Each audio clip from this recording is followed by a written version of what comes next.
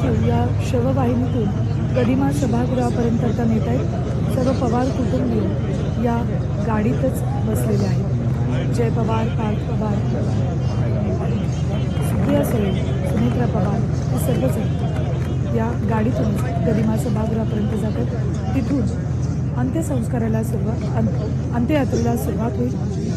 विद्याप्रतिष्ठानपर्यंत ही अंत्ययात्रा निघेल आणि तिथे अंगणात त्यांच्या पार्थिवावर अंत्यसंस्कार